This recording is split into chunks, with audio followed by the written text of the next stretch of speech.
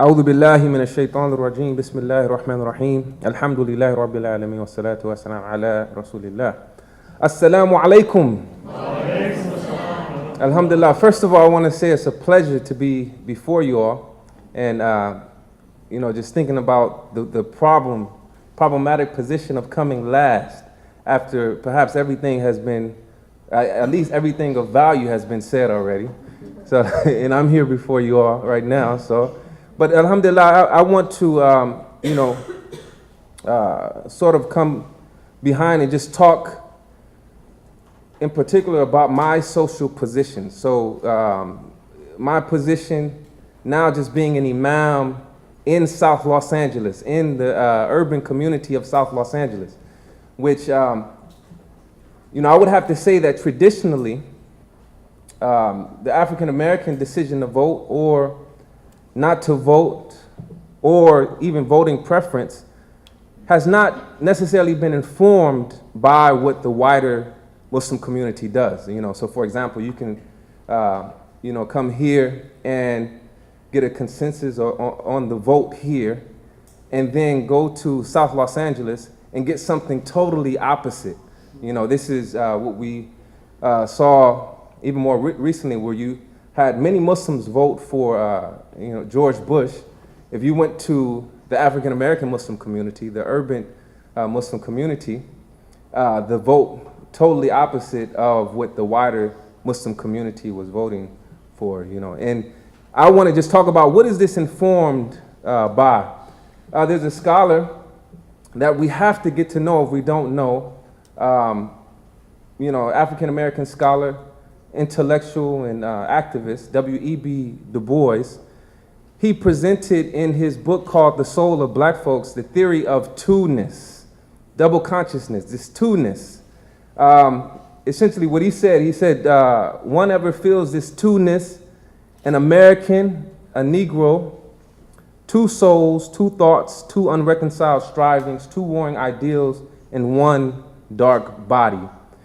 And this is to say really that this conflict of being African American, being a Black American, being a Black individual in this day and time, during his particular day and time, there's these two warring factors, So you have one to where this idea of being an American, and you have many African Americans, we want to be American. I want to be American. But it's very difficult when you hear about your brothers and sisters being shot down by people who are placed in positions of authority over them, to hear about police brutality, to hear where people have to still, in this day and time, say that Black Lives Matter. It's very difficult. So you have this idea of being American, but also this idea of being, as W.E.B. Du Bois in his time referred to as a Negro. Of course, the nomenclature of this time being a Black person, or a Black American, or an African American of this particular time. This Black experience in America being oppressed, being deprived, excluded, alienated, being rejected. If you go and look at the schools in the communities, we have Isla Academy. We were afraid of losing another generation. We lost 2 generations of, if you go to the masjid, many of the young adults coming up who grew up in my era, they're not there anymore, victimized by mass incarceration. Some victimized by the surrounding culture of the gang violence, some even victimized by gang violence, being shot down as a result of gang violence. You look at, as was mentioned, the prison industrial complex. You look at, from drugs being placed in the community, guns being placed in the community, and not knowing how these things got into the community. This is really the Black experience in America. But I would bring in a third factor. So you have these warring factors of being American, and then also being Black, and then being Muslim, which is brings in another conflict. So it's a constant conflict, identity conflict, ideological conflict, this idea of being Muslim. I'm informed when it comes to voting. I want to see what the Quran says. What does it say in the Hadith? What do the scholars say about voting? So all of these things I have to consider. You know, this is what I bring to the table when I come as an imam, an African American imam in South Los Angeles, in the urban community, where I see up front, right in front of me, I see gang violence right in front of me. I see the results, the injury that's caused from the prison industrial complex right in front of me. This is what I bring to the table. Not to mention the blood that runs through my veins. What I'm influenced by, you know, my father coming through the Nation of Islam, under the teachings of Elijah Muhammad, who they refer to as the Honorable Elijah Muhammad, and he is definitely honorable. He, as a product of Elijah Muhammad, we have the Malcolms. You have my father, Imam Jihad Saafir, alhamdulillah. So this is in my blood. I can't get rid of this experience. I was never in the Nation of Islam, but I've heard so many stories growing up. I've tried to run from these stories. I've tried to avoid these stories. There's nothing I can do about it. These stories are what informs me, what informs even my decision to engage politically.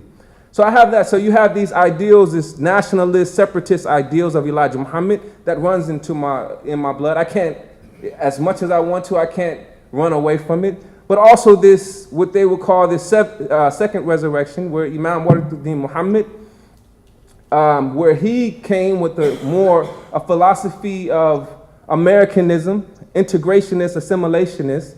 I also have that running through my vein. So I'm trying to reconcile all of this. So we see that individuals in the community, if you come to our masjid for Salatul Jumu'ah and you take a survey, you'll have one group who says, we don't engage the system at all. We don't engage, we don't trust the system. And you have another group who says, we engage the system, we love Barack Obama. And you have those who are on the fringes. We don't know. For myself, just looking at in the community, talking to individuals where apathy exists within them. And this apathy comes from, they're chasing the dollar. They're just trying to survive. They don't have time to look at the Constitution. They don't have the time. They're worried about their bills being paid. We have individuals who come on every Saturday, we do a food pantry. So these are individuals that they're not necessarily concerned about the vote. These people are trying to survive. They're concerned at that moment. And literally, you see people fighting. And perhaps we don't understand, why are they fighting right now over meat? I didn't get meat, so I'm going to cause dissension because of not getting meat. Do they have time? They have apathy when it comes to engaging politically. So this is individuals even in at my masjid, they're homeless. They don't have time to worry about voting. Then you also have this sentiment in some of the individuals of powerlessness that results from distrust of the system. They feel, if you talk to them, there's a conspiracy. They say, well, this voting is fixed already. They know who's going to be the president. 10 years ago, they knew that Hillary or Donald Trump is going to be the president. So if you talk to them, you have a drawn out, well thought out conspiracy of what is taking place. And we perhaps have that in every one of our masajid, the conspiracy theorist who will not let go of their conspiracy. But this is born really from powerlessness. And then this apathy that stems from disaffectedness. So the system doesn't care about me, so I don't care about it. So some of the young people, they're saying we're not voting. They're killing us in the streets. We're getting gunned down in the streets by those in authority.